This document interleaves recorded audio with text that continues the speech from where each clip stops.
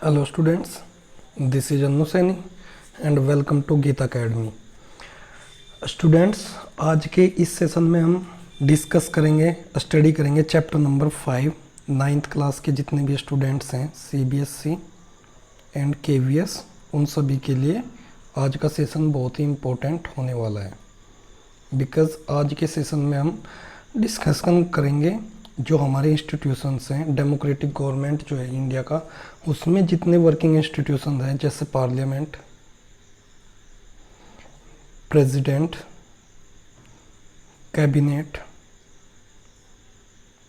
Judiciary, जितने भी हमारे इंस्टीट्यूशंस हैं इनके वर्किंग के बारे में हम लोग आज के सेशन में डिस्कशन करेंगे। सो स्टूडेंट्स, चैप्टर को स्टार्ट करते हैं। बहुत ही इम्पोर्टेंट चैप्टर है और इंटरेस्टिंग भी है, आपको एकदम पूरा मज़ा आएगा चैप्टर में। How is a major policy decision taken, जो मेजर पॉलिसीज होती हैं किसी भी कंट्री की, जैसे हमारे इंडिया की कंट्री की मेजर डिसीजंस हैं, मेजर पॉलिसीज हैं, वो किस तरीके से लिए जाते हैं, उनके फैसले कैसे लिए जाते हैं, डिसीजन गवर्नमेंट उनका कैसे लेती है। So students, before starting the chapter, all of you subscribe my YouTube channel. नीचे रेड कलर का बटन है, उसको पूरी ताकत के साथ बच्चों दबा दो और वीडियो को जल्दी से लाइक भी कर दो। जितने आपके लाइक मिलेंगे उतना ही ज़्यादा मुझे मोटिवेट मिलेगा आपके लिए और भी बहुत अच्छे वीडियोज़ बनाने का। जल्दी से लाइक कर दीजिए और वीडियो कैसा लगा कमेंट करके ज़रूर बताना कमेंट सेक्शन में नीचे। सो देखिए स्टूडेंट्स, 5.1 फर्स्ट टॉपिक है हमारा, how is a major policy decision taken. Major policy decisions जो हैं वो कैसे लिए जाते हैं हमारे इंडियन गवर्नमेंट में। देखिए, अ गवर्नमेंट ऑर्डर, एक गवर्नमेंट का ऑर्डर है। 13 अगस्त 1990 को गवर्नमेंट ऑफ इंडिया ने एक ऑर्डर को इश्यू किया और इस ऑर्डर को क्या कहा गया, office memorandum. It was called an office memorandum, इसको ऑफिस मेमोरेंडम कहा गया। जैसे कि गवर्नमेंट के सभी ऑर्डर्स होते हैं, ये भी सेम ऐसे ही था, सेम ये ऑर्डर भी उसी की तरह था। और इट हैज़ ए नंबर, इसका एक नंबर था जिसको जाना गया, क्या नंबर था उसका, 0.m number 36012/3190-EST-SCT dated on 13 अगस्त 1990। ये इसका नंबर था। Joint secretary and officer in the department of personal and training in the ministry of personnel public grievance and pension. हमारा जो एक कार्मिक मंत्रालय होता है, पेंशन कार्मिक मंत्रालय के एक जॉइंट सेक्रेटरी ऑफिसर थे, उन्होंने इस ऑर्डर पर क्या किया था, साइन किए थे। ये एक छोटा सा ऑर्डर है और मुश्किल से ये एक पेज का ऑर्डर होगा, एनी ऑर्डिनरी सर्कुलर। और ये कैसा ऑर्डर है, जैसे सर्कुलर होते हैं, ऑर्डिनरी सर्कुलर होते हैं, उसके जैसा ऑर्डर है। You have may seen in the school, जैसे कि आपके स्कूल में प्रिंसिपल सर ये सब और ऑफिस वगैरह में, कार्यालय में जो मैनेजर ये सब क्या करते हैं, एक सर्कुलर जारी करते हैं, ऑर्डिनरी सर्कुलर, उसकी तरीके का ये एक ऑर्डर है। The government issues hundreds of orders every day. Government, हमारी जो गवर्नमेंट ऑफ इंडिया है वो बहुत सारे ऑर्डर्स, हंड्रेड्स से भी ज़्यादा ऑर्डर डेली इश्यू करती है और अलग अलग मैटर्स पर। लेकिन ये बहुत ही एक इम्पोर्टेंट था और became a source of controversy, और कंट्रोवर्सी का सोर्स बन गया। काफ़ी ईयर तक इसके ऊपर कंट्रोवर्सी बनी रही। अब हम देखते हैं कि let us see how the decision was taken and what happen later. आओ देखते हैं कि डिसीजन कैसे लिया गया और बाद में क्या हुआ। ये ऑर्डर है, मंडल कमीशन थी, OBC के रिजर्वेशन से रिलेटेड था। मंडल कमीशन ने अपनी रिपोर्ट लगाई और उसमें बताया कि जो बैकवर्ड क्लासेज हैं उनको 27% रिजर्वेशन दिया जाना चाहिए, जो गवर्नमेंट जॉब हैं। गवर्नमेंट जॉब में जो गवर्नमेंट जॉब से रिलेटेड था कि जो OBC कैटेगरीज़ हैं उनको रिजर्व सीट की जानी चाहिए, क्योंकि इनका इंडिया की जो पॉपुलेशन है उसमें एक बहुत बड़ा वेटेज है और इनको रिजर्व सीट मिलनी चाहिए।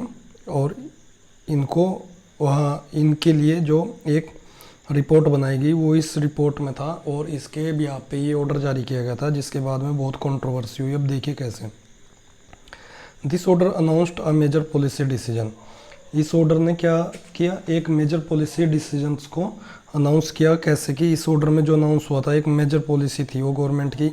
It said that 27% of vacancies in civil post and services under the government. इसमें बताया गया कि 27% रिजर्वेशन दिया जाएगा जितनी भी सिविल पोस्ट होंगी गवर्नमेंट ऑफ इंडिया के अंडर में, जितनी भी वैकेंसीज निकाली जाएंगी। और वो किसके लिए फिक्स की जाएगी, सोशली एंड इकोनॉमिक रूप से जो बैकवर्ड क्लासेज हैं उसको कहा गया SCBC। SCBC is another name for those people who belong to the castes that considers backward by government. SCBC एक ऐसी कैटेगरी बनाई गई जिसको गवर्नमेंट ने उससे अलग एक कैटेगरी बनाई जिसको गवर्नमेंट क्या बैकवर्ड क्लासेज मानी जाती थी, जो गवर्नमेंट के द्वारा उससे अलग हु बिलोंग्स उस कास्ट से बिलोंग करती थी, बैकवर्ड कास्ट से, उनके लिए एक अलग से श्रेणी बना दी। जो बैकवर्ड क्लासेज थी जिनको कंसिडर किया गया था उनसे रिलेटेड क्या कर दिया गया, एक नई श्रेणी नई लिस्ट बना दी SCBC, जिसमें क्या होगा specially socially economically backward classes को इसका नेम दिया गया। अब देखिए ये इंपॉर्टेंट है, इसको राइट करना है आपको। SCBC क्या है, SCBC is another name for those people who belong to the caste, उन कास्ट को जिन्होंने कंसीडर किया गया था, बैकवर्ड क्लासेज कंसीडर किया गया था गवर्नमेंट के द्वारा। आज़ादी के बाद से जिन सरकारों ने जिन कास्ट को बैकवर्ड क्लासेज डिक्लेयर किया था उन्हीं को फिर किस में शामिल कर लिया गया, SCBC में। The benefit of job reservation was till then available. अभी तक जो जॉब्स में बेनिफिट्स था रिजर्वेशन को, अभी तक वो किसको दिया जा रहा था, वो अभी तक schedule caste scheduled caste SC की full form and ST scheduled tribe SC और ST को ही अभी रिजर्वेशन दिया जा रहा था जो कि कॉन्स्टिट्यूशन में मेंशन किया गया था। Now a third category called SCBC was introduced. अब एक नई तीसरी कैटेगरी को इंट्रोड्यूस कर दिया, वो कौन सी थी, SCBC only person who belong to backward cast.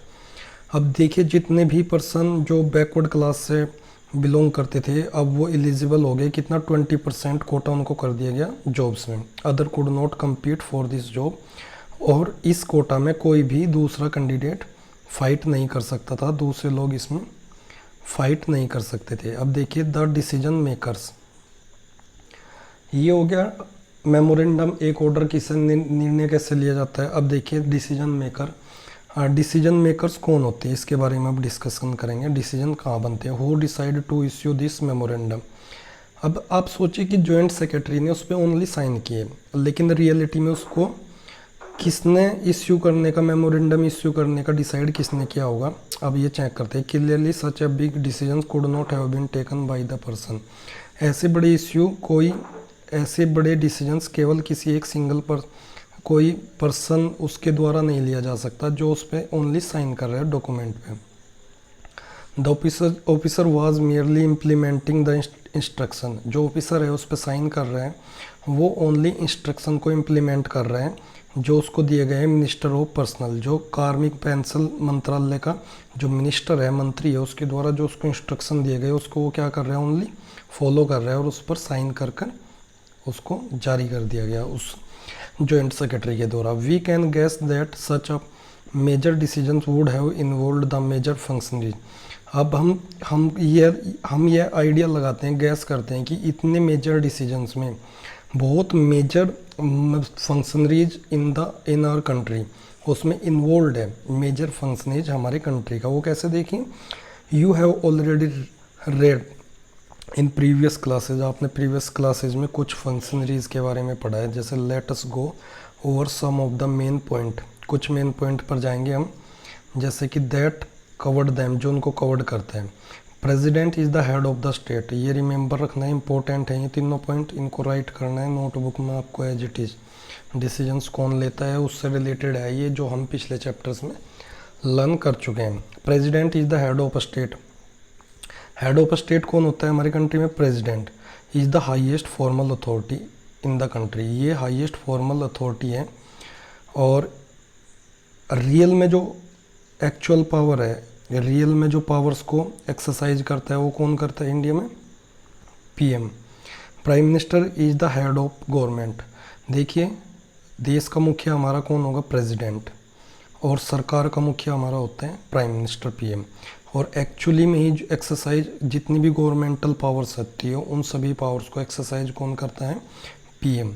सभी पावर्स को एक्सरसाइज करेगा। सारी पावर्स किसके हाथ में होती है? पीएम के। और जो प्रेसिडेंट होता है वो नाम मात्र का, उसको बस फॉर्मल अथॉरिटी माना गया है, देश का सर्वोच्च पद माना गया है प्रेसिडेंट का। Parliament consist 2 houses. पार्लियामेंट में हमारे कितने हाउसेज हैं? 2 हाउसेज हैं पार्लियामेंट में, Lok Sabha Rajya Sabha. Prime minister must have the support of majority of Lok Sabha. अगर प्राइम मिनिस्टर बनना है, प्रधानमंत्री बनना है, तो आपके पास मेजोरिटी कहाँ होनी चाहिए? लोकसभा में आपके पास मेजोरिटी होनी चाहिए। अब नेक्स्ट देखते हैं इसमें।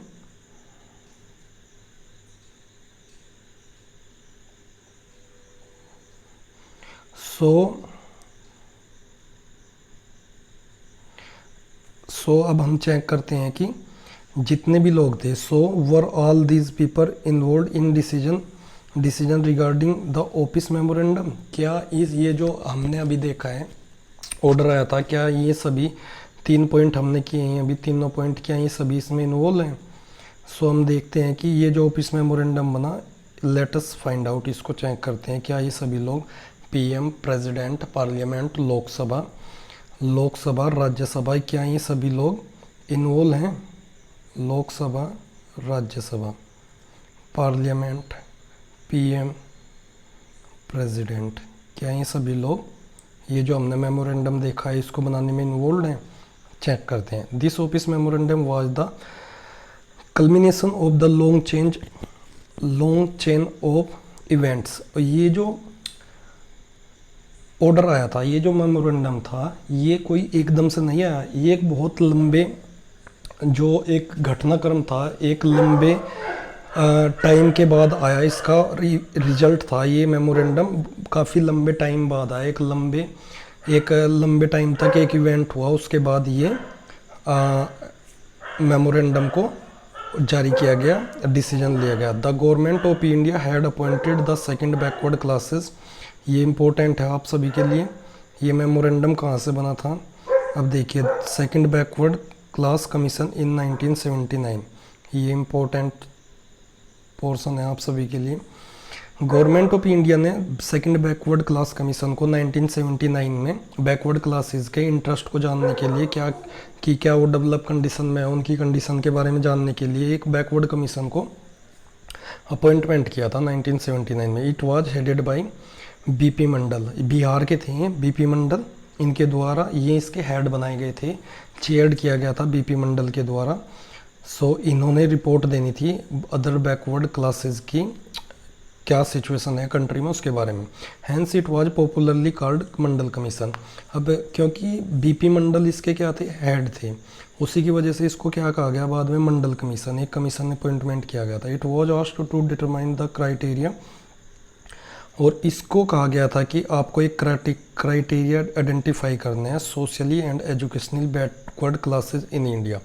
जो सोशली और एजुकेशनल बैकवर्ड क्लासेज हैं इंडिया में, उनका एक क्राइटेरिया आप आइडेंटिफाई करें कैसी सिचुएशन में है, and recommend steps to taken for their advancement, और उनके विकास के लिए, डेवलपमेंट के लिए, उनका पिछड़ेपन को, एडवांसमेंट, उनके पिछड़ेपन को दूर करने के लिए क्या स्टेप्स लिए जाने चाहिए, ये सब मंडल जी को जिम्मेदारी सौंपी गई थी। The commission gave its report इन 1980। अगले साल ही कमीशन ने अपनी report they the. The made many recommendation, और इसमें बहुत सारी रिकमेंडेशन, सिफारिशें, और इसमें बहुत सारी रिकमेंडेशन जो थी आयोग ने, मंडल आयोग ने अपनी सरकार को दी। वंस ऑफ दीज, एक जो रिकमेंडेशन थी SCBC के लिए, जो इस बहुत सारी रिकमेंडेशन में थी, वो थी कि one of these was the that 27% of government jobs, जो पूरा गवर्नमेंट जॉब होते हैं इंडिया में, उनमें से 27% गवर्नमेंट जॉब रिजर्व की जानी चाहिए in socially and economically backward classes के लिए। नेक्स्ट देखिए, the report and recommendation were discussed in parliament. अब ये जो रिपोर्ट दी गई, इनको रिपोर्ट को और जितने भी रिकमेंडेशन थी इस मंडल कमीशन ने दी, उन सभी को कहाँ पर डिस्कस किया गया? उन सभी को पार्लियामेंट में डिस्कशन किया गया। फॉर सेवरल ईयर्स अब देखिए कई वर्षों तक रिपोर्ट तो दे दी, अब इसमें आए मेंशन नहीं किया हुआ। एक्चुअली क्या हुआ था, जब ये रिपोर्ट मांगी गई थी नेक्स्ट ईयर ही क्या हुआ था, गवर्नमेंट गिर गई थी। गवर्नमेंट गिरने की वजह से पार्लियामेंट में डिस्कशन हुआ और ये जो रिजर्वेशन की फाइल थी ये ऐसे ही रखी गई, इसका कोई यूज नहीं हुआ। और फिर क्या हुआ, बहुत सारे सालों तक, सेवरल ईयर्स तक मैनी पार्लियामेंट्रियन एंड पार्टीज, बहुत सारे पार्लियामेंट्रियन जो सांसद थे, पार्टियाँ थी, एमपीज थे, वो सब डिमांड करते रहे implementing of the commissions recommendation. तो ये चर्चा भी हो चुकी थी, लेकिन क्या हुआ, नेक्स्ट ईयर से एकदम गवर्नमेंट चेंज होगी। गवर्नमेंट चेंज होने की वजह से नेक्स्ट गवर्नमेंट ने इसकी तरफ कुछ ज़्यादा ध्यान नहीं दिया और इसको फाइल को एक तरफ रख दिया गया। डिस्कशन ये सब हो चुका था, लेकिन देखिए बहुत सारी जो एमपीज थे, पार्टीज थी, उन्होंने क्या किया, डिमांड करते रहे कई साल, कई ईयर्स तक कि भाई इम्प्लीमेंट करो। जो मंडल कमीशन है उसको, मंडल कमीशन की रिपोर्ट्स हैं, जितनी रिकमेंडेशन है उसको क्या किया जाए, then came the Lok Sabha election of 1989। अब देखिए 1980 से 9 ईयर हो चुके हैं, अब 1989 का लोकसभा इलेक्शन आता है। इन इट इलेक्शन मैनिफेस्टो, अब क्या होता है, इलेक्शन का मैनिफेस्टो होता है। जैसे भी गवर्नमेंट बोलती है कि सभी गवर्नमेंट्स के मैनिफेस्टो रखते हैं, हम पिछली गवर्नमेंट में बोला, जैसे गवर्नमेंट्स बोलती हैं कि हम किसानों का कर्जा माफ़ कर देंगे, हमारी सरकार आएगी, हम ये करेंगे वो करेंगे। तो 1989 के इलेक्शन के मैनिफेस्टो में जनता पार्टी थी, जनता दल ने प्रॉमिस किया कि अगर लोग उन्हें वोट देंगे, जनता पार्टी को वोट देंगे, तो वो जनता पार्टी क्या करेगी, it would implement the Mandal commission report, और जनता पार्टी मंडल कमीशन की रिपोर्ट को लागू कर देगी। अब देखिए इंडिया में सबसे ज़्यादा अगर पॉपुलेशन में शेयर देखें तो ओबीसी का है, और ये रिपोर्ट किससे रिलेटेड थी, ओबीसी कास्ट से। और जब इलेक्शन होगा तो इलेक्शन होने पे, इस रिपोर्ट को लागू होने पे सबसे ज़्यादा बेनिफिट किसको हो रहा था, ओबीसी को। सो ऑब्वियसली थिंग थी कि सभी ओबीसी किसको वोट देंगे, जनता दल को। तो जनता दल गवर्नमेंट, अब देखिए क्या हुआ, the Janata Dal did form the government after the election. Election के बाद किसकी गवर्नमेंट बनती है, जनता दल की। ऑब्वियसली ये कि वोट सबसे ज़्यादा उन्हीं को मिलेगी, ओबीसी का जो पॉपुलेशन में है सबसे ज़्यादा रेशियो है इंडिया में। इट्स लीडर, और इस गवर्नमेंट के लीडर बने थे जनता दल के 1989 में VP Singh, became the prime minister, वो उनको फिर प्राइम मिनिस्टर बनाया गया। Several developments took place after that, और उनको प्रधानमंत्री पीएम बनाने के बाद बहुत सारे और भी डेवलपमेंट किए गए, इस रिपोर्ट को लागू किया गया।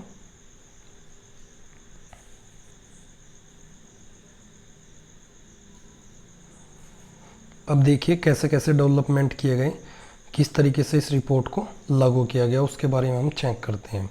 The president of India in his address, किस तरीके से इस रिपोर्ट को लागू करा गया था।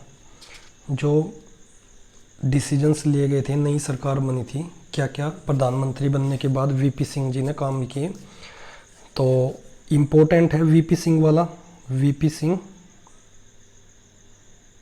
अगर पूछा जाए मंडल कमीशन की रिपोर्ट को लागू करने वाले पीएम कौन थे, वीपी सिंह। ये चीज़ें क्या है, नोट्स आपको बनाने ही बनाने हैं स्टूडेंट्स, इसके बिना आपका काम नहीं चलेगा। जो ये अब तीनों, ये भी मोस्ट इम्पोर्टेंट है। The president of India in his address to the parliament announce the intention of the government to implement the recommendation of the Mandal commission.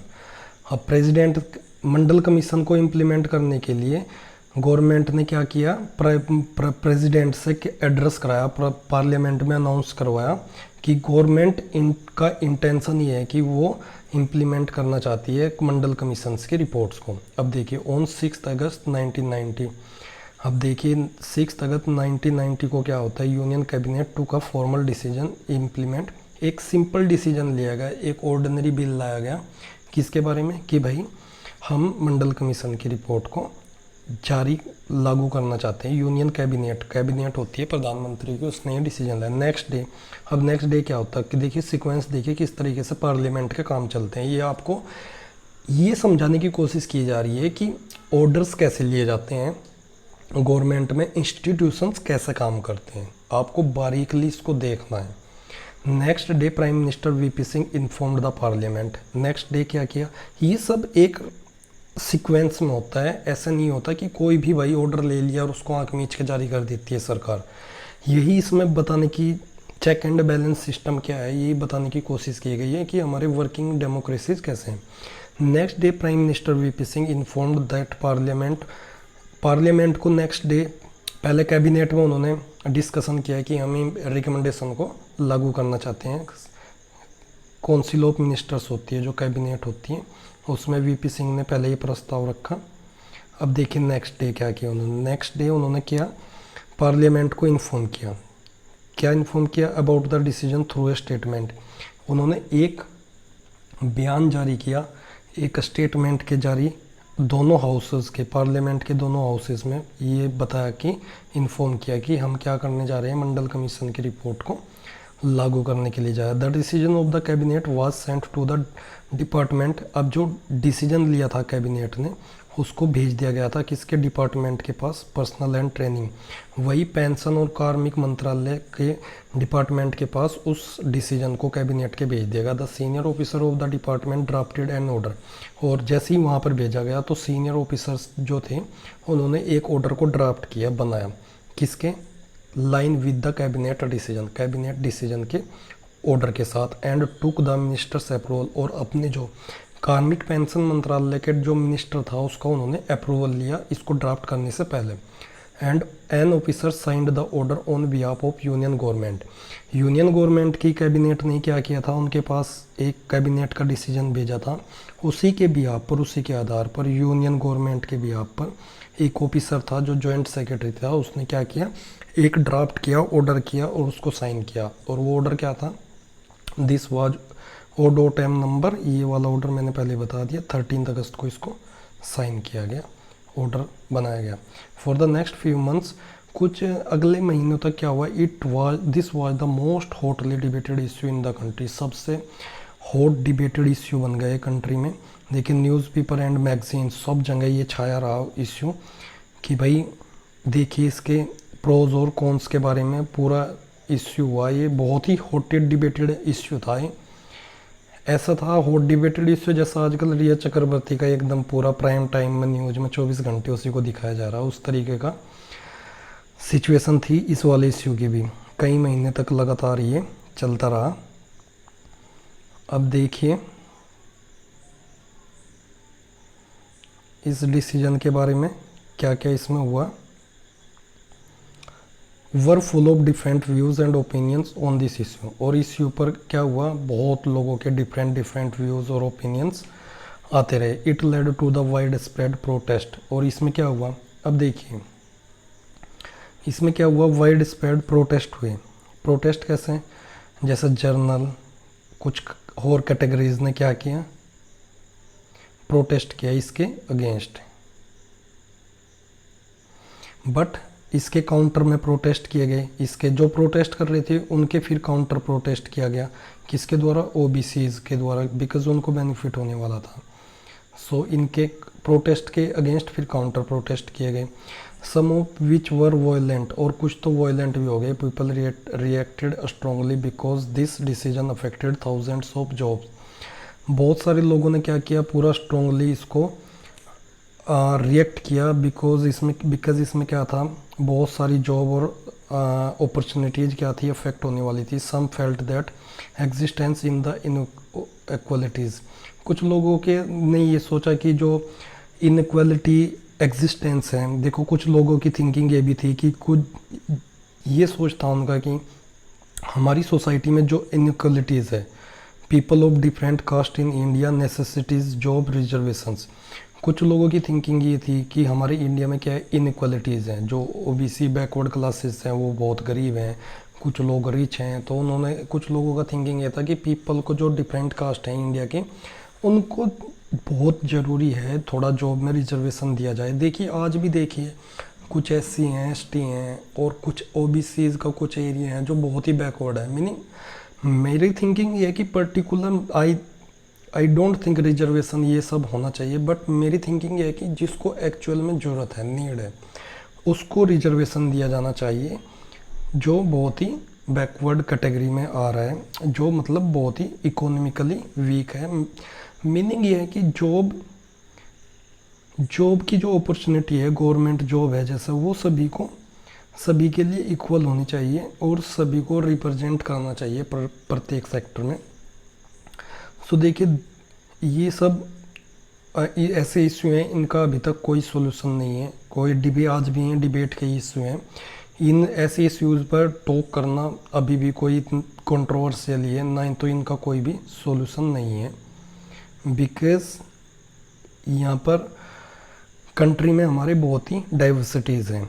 सो जहाँ पर इतनी डाइवर्सिटीज़ हो वहाँ पर कुछ इस तरीके के सॉल्यूशन होने बहुत डिफ़िकल्ट टास्क होता है गवर्नमेंट्स के लिए। सो देखिए नेक्स्ट चलते हैं student. They felt this would give a fair opportunity to those community. और उन लोगों का ये सोचना था कि इससे क्या होगा, उन कम्युनिटीज़ को जो who for had not adequately been represented in the government employment. अब ये लोग जो ऊपर कह रहे हैं कि कुछ नेसेसिटीज रिजर्वेशन देना चाहिए, उनका ये थिंकिंग है कि एक फेयर अपॉर्चुनिटीज़ उन कम्युनिटीज़ को भी मिलनी चाहिए जिनका गवर्नमेंट जॉब्स में एडिक्वेट रिप्रेजेंटेशन नहीं है। अब दूसरे लोग क्या सोचते थे, other felt that there was as this was unfair. दूसरे सोचते थे कि ये अनफेयर है। ये वो सोचते हैं जो लोग मतलब अपनी क्वालिफिकेशन के बिहाफ पर एग्ज़ाम को क्लियर करेंगे, जॉब पाएंगे, ये उनके लिए इनजस्टिस है। और हाँ, मैं भी अप्रूव करता हूँ, इससे एक्सेप्ट करता हूँ कि ये उन लोगों के लिए भी एक थोड़ा सा अनफेयर है।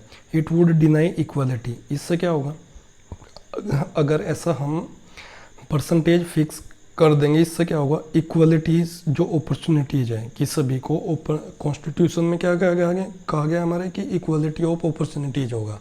मीनिंग जो भी जॉब्स होंगी उनमें सभी के लिए इक्वलिटी होगी, कोई भी फाइट कर सकता है। लेकिन देखिए रिजर्वेशन से ये थोड़ा क्या हो जाता है, डिनाई हो जाता है किसको, equality of opportunities to those who did not belong to the backward communities, उनके लिए जो बैकवर्ड कम्युनिटीज़ से बिलोंग नहीं करते। नेक्स्ट देखिए, they would deny jobs even though they could be more qualified. उनको जॉब के लिए डिनाई किया जाएगा, मना कर दिया जाएगा, वो एलिजिबल नहीं होंगे हालांकि वो बहुत ज़्यादा क्वालिफाइड होंगे। Some felt that this would perpetuate caste feelings. कुछ लोगों ने ये भी सोचा कि इससे क्या होगा, जातिवाद को बढ़ाएगा, ओबीसी एससी एसटी, इससे जातिवाद बढ़ेगा। एंड हैमर नेशनल यूनिटी, और इससे क्या होगा, देश की राष्ट्रीय एकता को खतरा होगा। In this chapter we want discuss whether the decision was good और बैड। मैं भी यही कहूँगा कि इस चैप्टर में हम डिस्कशन नहीं करेंगे ये डिसीजन अच्छा था या नहीं था। वैसा कमेंट बॉक्स में आप बता सकते हैं कि ये डिसीजन अच्छा था, दिस डिसीजन वाज गुड। अगर गुड था तो आप गुड लिखिए और गुड नहीं था तो नॉट गुड कमेंट करके बता सकते हैं। We not only take this example to understand how major decisions. अब हम क्या कर सकते हैं, केवल हम एक ही एग्जाम्पल नहीं ले सकते समझने के लिए किस तरीके से मेजर डिसीजंस लिए जा सकते हैं। जैसे एक एग्जाम्पल ले लिया हमने मंडल कमीशन का। ये मंडल कमीशन से ही ओनली ये नहीं होगा कि भाई हम उससे डिसीजन ले सकते हैं कि बता सकते हैं कि किस तरीके से गवर्नमेंट काम करती है। Who resolve this dispute. अगर देखिए major decision are taken and implemented in the country, केवल एक दो एग्जांपल से ही हम समझ नहीं सकते किस तरीके से मेजर डिसीजन लिए जाते हैं और उनको इम्प्लीमेंट किया जाता है। Who resolve this dispute. अगर कुछ झगड़े होते हैं, कुछ मतलब इस तरीके के जैसा भी ऊपर बताया, कुछ लोग काउंटर प्रोटेस्ट कर रहे हैं, कुछ प्रोटेस्ट कर रहे हैं।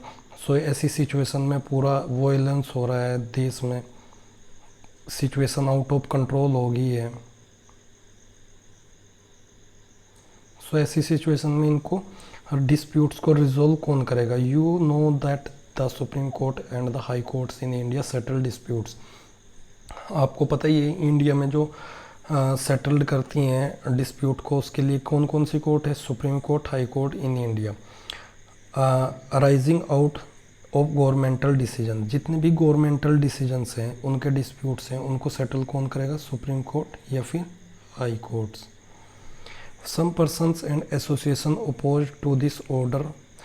बहुत सारे लोगों ने और बहुत सारे एसोसिएशन जैसे इंडिया में होते हैं उन लोगों ने इस ऑर्डर को का अपोज किया और बहुत सारे केस कोर्ट में फाइल कर दिए। They appealed to the courts to declare the order invalid. ये इम्पोर्टेंट है यहाँ से काफ़ी। ये सब राइट करना है आपको बच्चों, मोस्ट इम्पोर्टेंट है ये, जो काम आएगा आपके एग्जाम्स में। They appealed to the courts to declare the order invalid. अब उन सब लोगों ने क्या किया, कोर्ट को अपील किया कि इस ऑर्डर को इनवैलिड कर दो। मैंने बताया था हमारे जो गवर्नमेंट है उसके 3 ऑर्गन्स हैं। First organ legislature, second executive, third judiciary. Legislature का वर्क है टू मेक लॉ, लॉ को इम्प्लीमेंट कराएगी एग्जीक्यूटिव, और इंटरप्रिएट कौन करेगी, अगर वो लॉ गलत है तो उसको रॉन्ग डिक्लेयर कर सकती है कौन, जुडिशरी इंटरप्रिएट करती है। यहाँ पर लॉ बनेगा, यहाँ पर एग्जीक्यूटिव उसको लागू कराएगी, यहाँ पर उसकी एक्सप्लेनेशन होगी, इंटरप्रिएट होगा। सो यहाँ पे क्या होगा, बहुत सारे लोगों ने अपील किया कि इस लॉ को इनवैलिड किया जाए और इसके इम्प्लीमेंटेशन लागू होने को क्या किया जाए, रोका जाए। Supreme Court of India bunched all this cases together, जितने भी लोगों ने केस फाइल किए थे उन सबको एक साथ क्या कर दिया, एक साथ उनको बंच्ड कर दिया, एक साथ जोड़ दिया गया। This case was known as, और इस केस को जाना गया था Indira Sawhney and others versus union of India case. ये इम्पोर्टेंट है, सुप्रीम कोर्ट में इस केस को किस नेम से जाना गया था, इंदिरा साहनी एंड अदर्स, इंदिरा साहनी और अन्य, और किसके साथ, versus union of India case.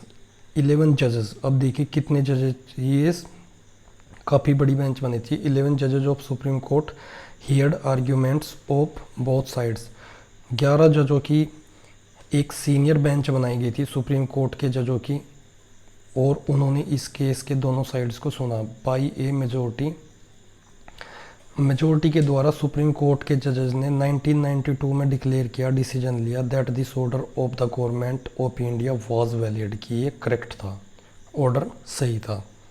मेजोरिटीज़ के 11 जजों में से मेजोरिटी जजों की डिसीजन आया, ज़्यादा से ज़्यादा जजेस ने यही माना कि ये डिसीजन क्या था, सुप्रीम कोर्ट ने माना कि ये जो गवर्नमेंट ने मंडल कमीशन की रिपोर्ट्स थी उन सबको रीड किया, दोनों साइड्स के केस सुने, उसके बाद डिसीजन दिया कि ये क्या था, वैलिड। फाइनली इसको विक्ट्री मिली सुप्रीम कोर्ट था। At the same time the supreme court, और उसी के साथ साथ सुप्रीम कोर्ट ने गवर्नमेंट को कहा, क्या कहा देखते हैं। सुप्रीम कोर्ट ने उसी के साथ साथ गवर्नमेंट को क्या बोला, इस ऑर्डर में, ओरिजिनल ऑर्डर में कुछ चेंज करने के लिए कहा। सुप्रीम कोर्ट ने गवर्नमेंट से कुछ चेंज करने के लिए भी कहा ओरिजिनल ऑर्डर में। वो चेंज क्या था, इट सेड, उसने कहा था कि well to do persons among the backward classes, कि जितने भी बैकवर्ड क्लासेज के रिच पर्सन है, वेल टू डू पर्सन है, जो अच्छे क्वालिफाइड हैं और रिच पर्सन है, should be excluded from getting the benefit of the reservation. Government को सुप्रीम कोर्ट ने ऑर्डर दिया कि इस जो आपका ओरिजिनल ऑर्डर है उसमें कुछ चेंज किए जाने चाहिए, और वो चेंज भी कैसे, कि जो वेल टू डू हैं, वेल एजुकेटेड हैं, पढ़े लिखे लोग हैं, अच्छे रिच फैमिली वाले हैं, उनको क्या किया जाना चाहिए, इसका जो 27% का रिजर्वेशन जॉब का है, इस जॉब के रिजर्वेशन से उसको क्या करना चाहिए, वो उसको बेनिफिट रिजर्वेशन का नहीं मिलना चाहिए। Accordingly the department of the personal, और इसी के according personal and training department ने क्या किया, नेक्स्ट एक और मेमोरेंडम इश्यू को जारी कर दिया गया। कब, सितंबर 8, 1993 को। 1992 में डिसीजन आया था और 1993 में फिर से एक ऑर्डर रिलीज किया, किसने, personal and training issued memorandum, the dispute दस केम टू एंड, और इस तरीके से जो डिस्प्यूट था उसका अंत हो गया। This policy has been allowed since then, और तब से क्या किया गया, इस पॉलिसी को अलाउ किया गया। अब देखिए, need for political institutions, political institutions की हमको नीड क्यों होती है। We have seen one example of how government works, अभी हमने देखा कि गवर्नमेंट कैसे काम करती है। गवर्नमेंट्स के काम करने में बहुत सारी जो एक्टिविटीज़ होती हैं वो इन्वॉल्व होती हैं। जैसे कि देखिए, गवर्नमेंट रिस्पॉन्सिबल होती है किसके लिए, जितने भी कंट्री में सिटीजन्स होती है उनकी सिक्योरिटी के लिए, उनको फैसिलिटी प्रोवाइड कराना, एजुकेशन प्रोवाइड, हेल्थ प्रोवाइड कराना, इन सब की रिस्पॉन्सिबिलिटी किसके पास होती है, गवर्नमेंट की। अब देखिए, इंस्टीट्यूशन क्यों चाहिए, अब इतनी सारी चीज़ें हैं, बिना इंस्टीट्यूशन के कैसे प्रोवाइड कराएगी गवर्नमेंट, अलग अलग डिपार्टमेंट का अलग अलग इंस्टीट्यूशन होना चाहिए ना। और भी क्या करती है, टैक्स को कलेक्ट करती है, स्पेंड्स करती है, फिर उसको मनी को 10 रेज ऑन एडमिनिस्ट्रेशन पर स्पेंड करती है। डिफेंस पर स्पेंड, डेवलपमेंट प्रोग्राम्स जारी करती है गवर्नमेंट। और गवर्नमेंट और भी क्या क्या काम करती है, बहुत सारी पॉलिसीज बनाती है, डेवलपमेंट प्रोग्राम करेगी, उनको फॉर्मुलेट करेगी, लागू करेगी, इम्प्लीमेंट करेगी। कहाँ पे? जितना टैक्स कलेक्ट होगा उनको वेलफेयर स्कीम्स, लोगों के भले के लिए। कुछ देखिए, some person on how about these activities. Some persons, कुछ लोग ऐसे भी होंगे जो डिसीजंस लेंगे इन एक्टिविटीज़ का। जैसे वेलफेयर स्कीम्स बननी है, हेल्थ से रिलेटेड होना है, तो हेल्थ से रिलेटेड कौन लेगा? Health minister, HM। Health minister क्या होगा? डिसीजन। तो कुछ लोग ऐसे भी सिलेक्ट किए जाएंगे, इंस्टीट्यूशन बनाए जाएंगे जो डिसीजंस लेंगे। Other have to implement these decision. और कुछ लोग ऐसे होंगे जो इन डिसीजंस को इम्प्लीमेंट कराएंगे। अगर डिस्प्यूट होता है इनको डिसीजन लेने में और उनके इम्प्लीमेंट में, तो क्या होगा? There should be someone determined what is right what is wrong. अगर इन सबको डिसीजन को इम्प्लीमेंट करने में, लागू करने में कुछ क्या होता है, डिटरमाइन करने में कोई प्रॉब्लम होती है, तो उनको क्या रॉन्ग है क्या गलत है उसको डिटरमाइन करने के लिए भी पता होना चाहिए। It is important that everyone know. और ये भी इम्पोर्टेंट है कि सभी लोग जानते हैं कि कौन रिस्पॉन्सिबल है किस काम के लिए गवर्नमेंट में। हेल्थ मिनिस्टर के लिए हेल्थ मंत्री, और एजुकेशन मिनिस्टर, एजुकेशन डिपार्टमेंट के लिए एजुकेशन मिनिस्टर रिस्पॉन्सिबल है। इट इज़ ऑल्सो इम्पोर्टेंट, और इन्हीं चीज़ों को ध्यान में रखते हुए इट इज़ ऑल्सो इम्पोर्टेंट, ये भी ज़रूरी है कि that these activity keep taking place even if the person in the institution position change. और ये एक्टिविटीज़ क्या है, हमेशा ही होती रहती हैं, चाहे जो मेन पर्सन है, जो मेन आदमी है, वो चाहे चेंज हो जाए, पोजीशन उसका चेंज हो जाए। जैसे हेल्थ मिनिस्टर है, अभी का हेल्थ मिनिस्टर चेंज होकर दूसरा हेल्थ मिनिस्टर बनेगा, तो फिर भी ऐसा, इसका मतलब ये नहीं है कि एक्टिविटीज़ को स्टॉप कर दिया जाएगा। वो एक्टिविटीज़ क्या होंगी? कीप गोइंग ऑन होंगी, हमेशा चलती रहेंगी, डिसीजंस लेते रहेंगे। So to attend the all these task, और इन सभी टास्क को पूरा करने के लिए सेवरल, जितने भी ये काम हैं उनको पूरा करने के लिए हेल्थ डिपार्टमेंट का, एजुकेशन डिपार्टमेंट का और पब्लिक वेलफेयर डिपार्टमेंट का, इन सभी को पूरा करने के लिए कुछ अरेंजमेंट्स किए गए हैं मॉडर्न डेमोक्रेसीज में। सभी कंट्री की मॉडर्न डेमोक्रेसीज में कुछ अरेंजमेंट्स बनाए गए हैं। जैसे अरेंजमेंट्स आर कॉल्ड, इन्हीं अरेंजमेंट्स को क्या कहा गया है, ये हो जाएगा आपका यहाँ का टॉपिक कि इंस्टीट्यूशंस क्या होता है। इसी अरेंजमेंट सिस्टम को कहा गया है इंस्टीट्यूशन। जैसे आप देखिए, a democracy works well when these institution perform. ये कोई भी डेमोक्रेसी है वो बहुत अच्छे तरीके से तभी काम करेगी जो इंस्टीट्यूशंस हैं perform functions assigned to them. जैसे कि जो फंक्शंस उनको दिए गए हैं उनके अकॉर्डिंग अगर अच्छे से जो असाइन किए गए हैं वो परफॉर्म करते हैं अच्छे से। जैसे हेल्थ डिपार्टमेंट अच्छे से वर्क कर रहा है, हेल्थ मिनिस्ट्री, तो क्या होगा, कोई भी डेमोक्रेसी है वो बहुत अच्छे से वर्क करेगी अगर उसके सभी इंस्टीट्यूशन जिनको जो वर्क फंक्शन असाइंड किए गए हैं वो बेस्ट तरीके से काम करें। The constitution of any country lays down, किसी भी कंट्री का जो कॉन्स्टिट्यूशन होता है वो क्या बनाता है, कुछ बेसिक रूल्स बना देता है on powers and functions. Power and function से रिलेटेड कुछ बेसिक रूल्स बनाए जाते हैं प्रत्येक डेमोक्रेटिक कंट्री में। वो कैसे बनाए जाते हैं? रूल्स ऑफ ईच इंस्टीट्यूशन, प्रत्येक इंस्टीट्यूशन के। जैसे कि कॉन्स्टिट्यूशन में ही मेंशन कर दिया जाता है कि कौन से इंस्टीट्यूशंस होंगे, उनके क्या रूल्स होंगे, क्या पावर्स होंगे। वो क्या होता है, प्रत्येक डेमोक्रेटिक कंट्री के कॉन्स्टिट्यूशन में ही रूल्स मेंशन कर दिए जाते हैं। इन एग्जांपल देखिए, above we saw several such institution at work. हम इन एग्जांपल में देखेंगे, ऊपर भी हमने देखा और अब देखेंगे कि कुछ इंस्टीट्यूशन कैसे वर्क करते हैं। जैसे प्राइम मिनिस्टर और कैबिनेट में institution that take all important policy decisions. अब देखिए, प्राइम मिनिस्टर जो होता है हमारा और कैबिनेट होती है, अभी हमने ऊपर के एग्जांपल में देखा, वही क्या करती है, जितना भी कंट्री का मेजर इम्पोर्टेंट डिसीजन होता है उसको कौन लेता है, पीएम और उसकी कैबिनेट। सिविल सर्वेंट, जो सिविल सर्विस आईएएस आईपीएस होते हैं, working together responsible for taking a step. ये सब क्या होते हैं, सिविल सर्वेंट्स और जितने भी मिनिस्टर होते हैं, मंत्री होते हैं, जो भी रूल, जो ये डिसीजंस लेंगे उसको लागू कौन करवाएगा, मंत्री, आईएएस आईपीएस, ये सब उसको लागू करवाएंगे। सुप्रीम कोर्ट क्या करेगी उसको, अगर कुछ डिस्प्यूट हो जाता है सिटीजन्स के बीच में और इंस्टीट्यूशंस के बीच में, कोई रूल बना है, तो गवर्नमेंट और गवर्नमेंट के बीच में। सो गवर्नमेंट्स का और सिटीजन्स के बीच में जो भी डिस्प्यूट होगा, जैसा भी मंडल कमीशन से रिलेटेड बताया, उसको डिस्प्यूट को रिजोल्व कौन करेगा? Supreme court. Can you think of some other institution? क्या आप दूसरे इंस्टीट्यूशंस के बारे में भी सोच सकते हैं? जैसे working with institution is not easy. इतने सारे इंस्टीट्यूशंस हैं, उनका वर्किंग इतना ईजी नहीं होता। Institution involves rule and regulation. Institutions में क्या इन्वॉल्व होते हैं? उनके सारे रूल एंड रेगुलेशंस इन्वॉल्व होते हैं। और वो देखिए कैसे इंस्टीट्यूशन कैसे काम, उनकी मीटिंग होती है, कमेटी होती है, कुछ रूटीन्स होते हैं। This open leads to delay. और इसी की वजह से क्या होता है, इन इंस्टीट्यूशन के काम करने की वजह से कभी कभी इनके वर्क क्या होते हैं, डिले हो जाते हैं और कॉम्प्लिकेटेड उलझे होते हैं। और therefore dealing with institution can be frustrating. और इन इंस्टीट्यूशन से जैसे हमको कोई काम कराना है, कोई अपना काम कराना है, तो वो कैसा होता है? फ्रस्ट्रेटिंग होता है। One might feel that it much better to one person take all decision. और कभी कभी ऐसा लगता है कि ये बेटर होगा कि एक ही पर्सन के हाथ में सभी डिसीजन लेने होने चाहिए, without any rules procedures and meetings. इतने सारे रूल होंगे, प्रोसीजर होगा, इतना बहुत लंबा प्रोसीजर होता है। कोई काम हमें कराना है किसी डिपार्टमेंट में, फिर मीटिंग्स होती हैं, फिर रूल रेगुलेशन को चेक होता है, सही है गलत है, तब जाकर हमको कुछ न्याय मिलता है। जैसे जुडिशरी का ही देख लो, इतना लंबा लंबा टाइम मिल जाता है, लंबी लंबी हियरिंग्स होती हैं, तो उसका क्या है? एक प्रोसीजर है। उसी की वजह से क्या है, हम लोगों को बहुत डिले हो जाता है, फ्रस्ट्रेटिंग लगता है ये system. But that is not the spirit of democracy. लेकिन ये डेमोक्रेसी की ऐसी स्पिरिट नहीं है, ऐसी विचारधारा नहीं है कि डिले होना चाहिए। Some of the delays and complications introduced by institutions are very useful.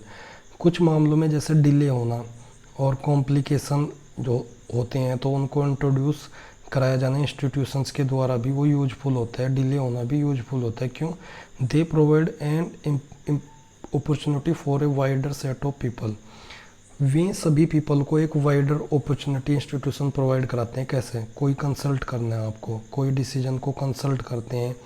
In any decision, किसी भी डिसीजन को लेने से पहले ये इंस्टीट्यूशन क्या करते हैं? पूरे अच्छे से कंसल्ट करते हैं। ये सभी के लिए बेटर भी है। वो कैसे देखें? Institution make it difficult to have good decisions. Institution के लिए क्या होता है? किसी भी गुड डिसीजन को लेने के लिए उनको बहुत टाइम लगता है। ये पार्लियामेंट्री डेमोक्रेसी सिस्टम में होता ही है कि कोई भी अच्छा डिसीजन है उसको लेने के लिए क्या होगा? लोकसभा में बिल पास होगा, राज्यसभा में जाएगा, फिर प्रेसिडेंट के साइन होंगे। सो एक लंबा प्रोसीजर फॉलो करना पड़ता है। Good decision taking very quickly. किसी भी गुड डिसीजन को वेरी क्विकली नहीं लिया जा सकता पार्लियामेंट्री फॉर्म ऑफ गवर्नमेंट में। लेकिन इसी के साथ साथ इसका फ़ायदा ये भी है, but they also make it equally. लेकिन इसके साथ ये भी है कि कोई अच्छा डिसीजन तो एकदम से नहीं लिया जा सकता, तो बैड डिसीजन भी एकदम से नहीं लिया जा सकता।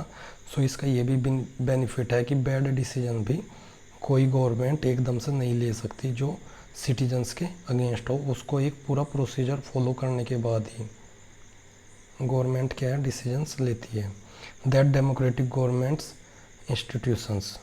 और इसी का कारण क्या है कि government, that is Y democratic government insist on institutions. यही कारण है, यही वजह है कि जो डेमोक्रेटिक गवर्नमेंट्स है पूरे वर्ल्ड की, वो किस पर जोर देती हैं? इंस्टीट्यूशंस पर। इंस्टीट्यूशंस की वजह से क्या होता है? कोई भी वर्क, रूल, प्रोसीजर इनके अकॉर्डिंग होता है और वो करेक्ट होने की ही पॉसिबिलिटी रहती है पूरी। सो इसी की वजह से डेमोक्रेटिक गवर्नमेंट किस पर इंसिस्ट करती हैं, जोर डालती हैं? इंस्टीट्यूशंस होने चाहिए। अब देखिए पार्लियामेंट। अब हमारा नेक्स्ट इंस्टीट्यूशन है एक पार्लियामेंट इंस्टीट्यूशन के बारे में हम डिस्कशन करेंगे। पार्लियामेंट एक हमारा इंस्टीट्यूशन है जहाँ पर लेजिस्लेचर है, जहाँ रूल बनते हैं। पार्लियामेंट में मैं बता दूँ किस किस से बननी होती है पार्लियामेंट? प्रेसिडेंट, लोकसभा और राज्यसभा, ये तीनों मिलकर किसको बनाते हैं? पार्लियामेंट को।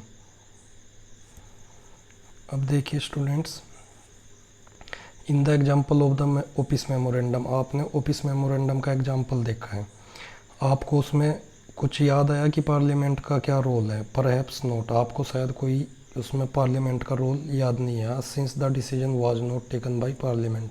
हालांकि ये डिसीजन ऐसा लगता है कि पार्लियामेंट के द्वारा नहीं लिया गया। यू माइट थिंक दैट, आप ऐसा सोचते हैं कि parliament had not role in, कि पार्लियामेंट का इस डिसीजन में कोई रोल नहीं था। But let us go back to the story. अब हम स्टोरी में वापस जाते हैं। Whether parliaments figure in it, क्या पार्लियामेंट इसमें इन्वॉल्व थी। रिकॉल करते हैं कुछ पॉइंट्स को, कंप्लीटिंग फॉलोइंग द सेंटेंसेस।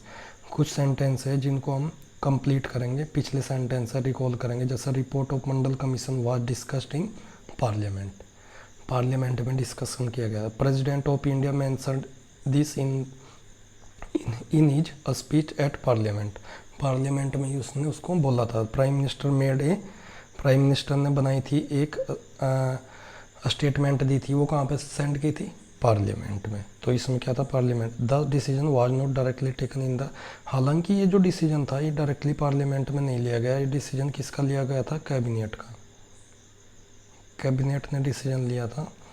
सो देखिए, but parliamentary discussion on the report influenced and shape the decision, लेकिन इस पर क्या हुआ था, पार्लियामेंट में डिस्कशन हुआ था और जो रिपोर्ट्स थी वो प्रभावित हुई किससे, डिस्कशन से, और उसको शेप्ड किया एंड डिसीजन ऑफ गवर्नमेंट।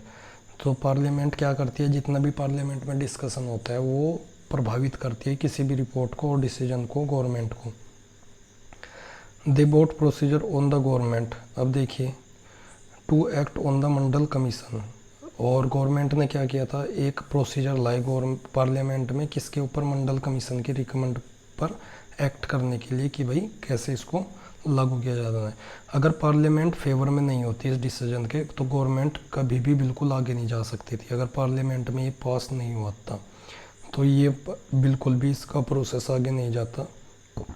अब देखिए, कैन यू गैस वाई, अब आप याद करें कि ऐसा क्यों है। Recall what you read about the parliament in the earlier, अब आप रिकॉल करें कि अर्लियर क्लासेस में आपने पार्लियामेंट के बारे में क्या पढ़ा है।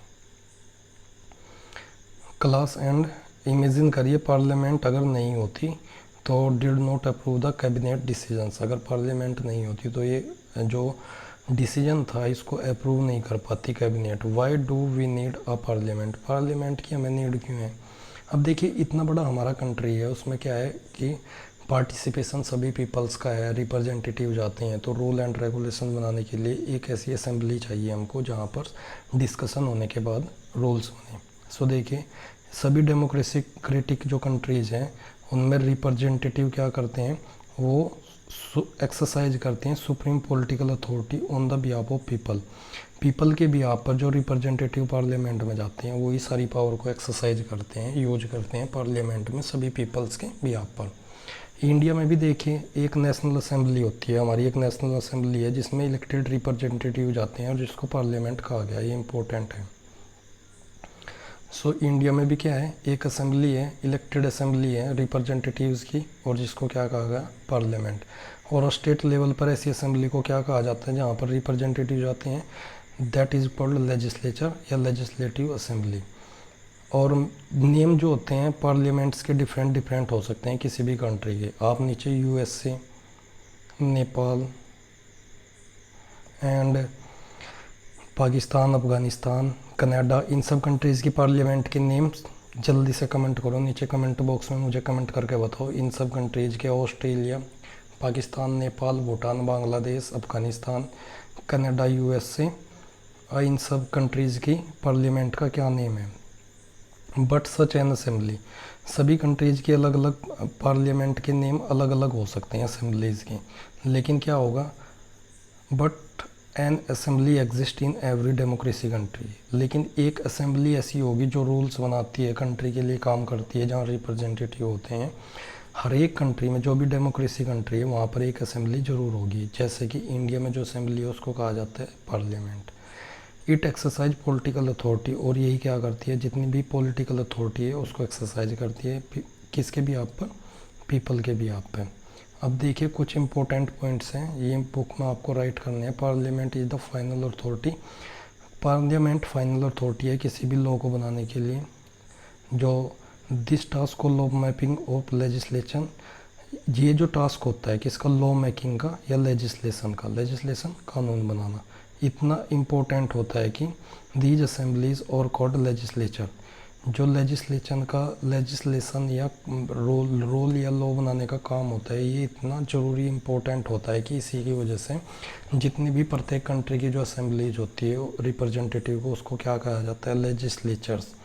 Parliaments all over the world can make new laws. Parliament क्या क्या काम कर सकती है पूरी दुनिया में, लॉ बना सकती है, जो अभी लॉ बना हुआ है उसको चेंज कर सकती है, किसी भी लॉ को ख़त्म कर सकती है, make new ones in their place, किसी एक लॉ के प्लेस पर नया लॉ ला सकती है। ये भी इम्पोर्टेंट है। पार्लियामेंट्स ऑल ओवर, सम पार्लियामेंट है जो पूरे वर्ल्ड में क्या काम करती हैं, कंट्रोल ओवर दोज, जितना भी parliaments all over the world exercise some control over those, जो भी लोग गवर्नमेंट को रन करते हैं उनके ऊपर भी पार्लियामेंट क्या करती है, कंट्रोल करती है। जैसे कि सम कंट्री, इंडिया में क्या होता है कि फुल कंट्रोल पार्लियामेंट का, डायरेक्ट एंड फुल कंट्रोल होता है किसके ऊपर, गवर्नमेंट के ऊपर। दो जो रन द गवर्नमेंट, अब देखिए जो गवर्नमेंट को रन करते हैं और डिसीजंस को लेते हैं, ओनली सो लॉन्ग, तब तक ही वो सरकार में रह सकते हैं, तभी तक उनकी सरकार होती है जब तक उनके पास पार्लियामेंट में बहुमत होता है, सपोर्ट होता है मेजोरिटी का। अब देखो पार्लियामेंट का और क्या फंक्शन है। तीसरा, parliament control all the money. Parliament में जितने भी मेंबर्स होते हैं, एमपी होते हैं, वो डिस्कशन करते हैं, और पार्लियामेंट जितने भी मनी से रिलेटेड काम होता है कंट्री का, उस पर कंट्रोल करके रखती है पार्लियामेंट। बहुत सारी कंट्रीज़ में क्या होता है, public money can be spent only when the parliament sanction it. Mostly सभी कंट्रीज़ में पब्लिक मनी को तभी स्पेंड किया जा सकता है जब पार्लियामेंट में उसको पास किया जाए, पार्लियामेंट के द्वारा उसको परमिशन दी जाए। अब देखिए, parliament is the highest form of discussion and debate on public issues. Public issue जितने भी होते हैं, नेशनल पॉलिसी जितनी होती है, उन सभी पर पार्लियामेंट ही सबसे बड़ा फॉर्म है, प्लेटफॉर्म है जहाँ पर डिस्कस किए जा सकते हैं। Parliament can seek information, parliament किसी भी मैटर पर इन्फॉर्मेशन मांग सकती है। अब देखिए ये भी मोस्ट इम्पोर्टेंट है, पार्लियामेंट के दो हाउस होते हैं, वो कौन कौन से हैं, मोस्ट इम्पोर्टेंट टॉपिक हैं ये दोनों अभी जो मैंने कराया। पार्लियामेंट एक सेंट्रल रोल प्ले करती है हमारी मॉडर्न डेमोक्रेसी में। Large countries divided the role powers in parliament two parts. जितने भी बड़ी कंट्रीज हैं उन्होंने पार्लियामेंट्स को क्या किया गया है, लार्ज कंट्रीज ने डिवाइड किया हुआ है रोल को और पावर्स को पार्लियामेंट की दो पार्ट्स में, और दीज आर कॉल्ड चैम्बर्स। इन दो पार्ट्स को क्या है, जैसे पार्लियामेंट है उसके दो पार्ट्स बनाए हुए हैं, दो चैम्बर्स, एक इधर नंबर 2, और उनको क्या कहा गया है, एक को डायरेक्टली क्या कहा जाता है, पीपल्स के भी आप पर होता है, और जैसा हमारे यहाँ एक को लोकसभा कहा गया, एक को Rajya Sabha. They are called chambers, और उनको कहा गया चैम्बर्स कहा गया। पार्लियामेंट को दो पार्ट्स में डिवाइड किया गया, बड़े बड़े। One house is usually directly, एक हाउस क्या होता है, जैसे लोकसभा है इंडिया को, वो क्या होगा, डायरेक्टली इलेक्टेड होता है पीपल्स के द्वारा, और एक्सरसाइज रियल पावर, और उसके पास रियल पावर होती है। सेकंड हाउस जो होता है usually indirectly and perform some special function. Second house जो होता है, राज्यसभा होता है, वो इनडायरेक्टली इलेक्टेड होता है और उसके पास कुछ स्पेशल फंक्शन पावर होती है। Most common work for the second house is, जो सेकंड हाउस है उसका सबसे, जो राज्यसभा होता है, सेकंड हाउस मैंने बताया अभी, जो राज्यसभा होता है उसका सबसे इम्पोर्टेंट वर्क क्या होता है, look after the interest of various states. सभी स्टेट्स को रिप्रेजेंट करती है राज्यसभा, और रीजन्स, सभी क्षेत्रों को, और फेडरल यूनिट्स, जो फेडरल यूनिट्स है उसको बनाने का काम है, होता है किसका, राज्यसभा का, फेडरल यूनिट बनाए रखना। अब देखिए नेक्स्ट, हमारी कंट्री में पार्लियामेंट के दो हाउस हैं, ये इम्पोर्टेंट है, वेरी वेरी इम्पोर्टेंट टॉपिक है ये। हमारी कंट्री में कितने हाउसेज हैं, यहाँ से कंसिस्ट 2 हाउसेज, और कौन कौन से हैं, houses are known as the council of states. जो काउंसिल ऑफ स्टेट है उसको राज्यसभा कहा गया है, and the house of the people house किसको कहा गया, लोकसभा को। The president of India is the part of parliament, ये मैंने आपको डिस्कशन कर लिया है, बता दिए। President although she is not the member of either house, हालांकि जो प्रेसिडेंट है वो किसी भी हाउस का मेंबर नहीं है, ध्यान रखना, लोकसभा और राज्यसभा दोनों में से किसी भी हाउस का मेंबर नहीं होता कौन, प्रेसिडेंट। अब देखिए that is why all laws made in the houses came in force only after they receive the assent of the president. जब तक प्रेसिडेंट किसी भी लॉ पर, वो क्या है, पार्लियामेंट का हिस्सा है प्रेसिडेंट, उसका एक पार्ट है, तब तक कोई भी कानून लागू नहीं होता। केम इन टू फोर्स, लॉ लागू नहीं होगा जब तक उस पर प्रेसिडेंट के साइन नहीं होंगे। आपने सुना होगा इंडियन पार्लियामेंट के बारे में अर्लियर क्लासेस में कि जो चैप्टर 4 था, you know the Lok Sabha election take place, उसमें इलेक्शन कैसे होते हैं। Let us recall some key differences between the composition of two houses of the parliament. जो टू हाउसेज हैं पार्लियामेंट के, उनके कंपोजिशंस के बारे में कुछ डिस्कशन करते हैं डिफरेंसेस के। देखिए, answer the following Lok Sabha and Rajya Sabha. Following जो आप क्वेश्चन है उनको बताइए। What is the total number Lok Sabha Rajya Sabha के टोटल नंबर बताइए, कमेंट करके बताइए। लोकसभा राज्यसभा में कितने मेंबर्स हैं, टोटल मेंबर कितने हैं, जल्दी से कमेंट करें और बताएं मुझे। हु इलेक्ट्स मेंबर्स, लोकसभा के मेंबर्स को कौन इलेक्ट करता है, राज्यसभा के मेंबर्स को कौन करता है। What is the length of the term, Lok Sabha की लेंथ कितनी है, कमेंट करके बताओ। राज्यसभा की कितनी है, राज्यसभा की लेंथ कितनी है। Can the house be dissolved, क्या कौन कौन सा हाउस, जैसे लोकसभा है, लोकसभा को डिसॉल्व किया जा सकता है, राज्यसभा को डिसॉल्व नहीं किया जा सकता। सो ये आंसर कमेंट करके जल्दी से बताओ, देखते हैं किन किन बच्चों का करेक्ट आंसर होता है। अब देखिए कुछ और, which of the houses is more powerful. अब ये चेक करने की कोशिश करते हैं कौन सा हाउस पावरफुल है। It might appear that the Rajya Sabha is more powerful, ऐसा लगता है कि राज्यसभा ज़्यादा पावरफुल है। और sometime is called the upper chamber, और इसको अपर हाउस या अपर चैम्बर भी कहा जाता है। लोकसभा को लोअर चैम्बर कहा जाता है, बट ऐसा नहीं है कि राज्यसभा ज़्यादा पावरफुल है लोकसभा से। दिस इज जस्ट, ये एक बोलने का पुराना स्टाइल है। अपर हाउस लोअर हाउस सिर पे के बोलने का पुराना स्टाइल है। नॉट लैंग्वेज यूज इन और कॉन्स्टिट्यूशन, हमारे कॉन्स्टिट्यूशन में ऐसी कोई लैंग्वेज यूज नहीं की गई कि कौन सा हाउस ज़्यादा पावरफुल है। हमारा कॉन्स्टिट्यूशन राज्यसभा को कुछ स्पेशल पावर्स प्रोवाइड कराता है, but on most matters Lok Sabha exercise supreme power. लेकिन ज़्यादातर मैटर्स पर सुप्रीम पावर का यूज, सुप्रीम पावर को कौन यूज करती है, लोकसभा। मोस्टली मैटर्स पर सबसे ज़्यादा एक्सरसाइज पावर को कौन करती है, तो जो ये लेटस सी हो लोकसभा की। अब ये लोकसभा कैसे, लोकसभा के पावर्स हैं। क्वेश्चन पूछा जाएगा what are the powers of Lok Sabha, तो ये सब राइट करेंगे नीचे नंबर 1 से। टॉपिक बना के ऐसे ही करेंगे आप। कोई भी ऑर्डिनरी बिल होता है उसको दोनों हाउस से पास करना होता है, लेकिन अगर कोई डिफरेंसेस हो, लोकसभा राज्यसभा दोनों हाउस से किसी भी ऑर्डिनरी बिल को पास कराना होता है, लेकिन अगर उन पर बिल पास नहीं हो रहा, कोई डिफरेंस है, मतभेद हो रहा, तो दोनों हाउस का क्या करेंगे, the final decision is taken in the joint session. दोनों हाउस को एक साथ बिठाया जाएगा, उनका जॉइंट सेशन होगा। Which member of the both house sits together, और जिसमें दोनों मेंबर्स क्या होंगे, हाउसेस के एक साथ बैठेंगे। लेकिन क्या है, लोकसभा के मेंबर्स की जो हैं ज़्यादा हैं। The view of the Lok Sabha is likely to prevail in such meeting. So सबसे ज़्यादा मेंबर्स किसके हैं, लोकसभा के। सो सबसे ज़्यादा किसके साइड में डिसीजन, ऑर्डिनरी बिल किसके फेवर में पास होने का चांस रहेगा, लोकसभा जिधर कहेगी उधर पास होगा, बिकॉज लोकसभा के ज़्यादा मेंबर। सेकंड एक्सरसाइज ये भी आपको राइट करना है, Lok Sabha exercise more power in money matter. Lok Sabha के पास मनी मैटर में ज़्यादा पावर्स है, ये मोस्ट इंपॉर्टेंट है, आपको होल लाइफ काम आएगा।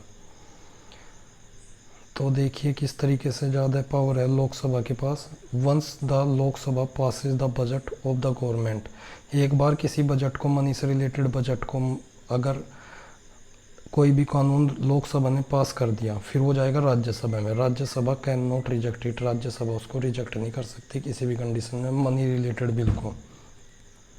Rajya Sabha can only delay it, Rajya Sabha क्या कर सकती है, उसको डिले कर सकती है 14 दिन तक, 14 दिन तक अपने पास रख सकती है, या फिर उस पर कुछ सजेशन दे सकती है, सजेस्ट कर सकती है कि इसमें इतना चेंज करिए, उसको वापस भेज सकती है सजेशन दे के।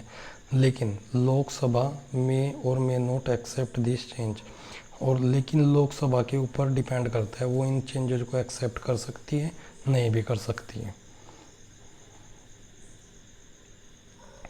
सो बच्चों पावरफुल कौन हुआ, लोकसभा। अब नंबर 3 मोस्ट इम्पोर्टेंट अब जो सबसे ज़्यादा इम्पोर्टेंट कौन सा है, Lok Sabha controls the council of ministers. Lok Sabha किसको कंट्रोल करके रखती है, काउंसिल ऑफ मिनिस्टर, जितने भी मंत्रियों की काउंसिल्स हैं। Only person who enjoy the supports of the majority of the members in Lok Sabha is appointed prime minister. Lok Sabha में जिसके पास भी मेजोरिटी होगी वही इंजॉय करेगा, किसका, वही मेजोरिटी को इंजॉय करेगा और वही क्या बनेगा, अपॉइंटमेंट किया जाएगा प्राइम मिनिस्टर।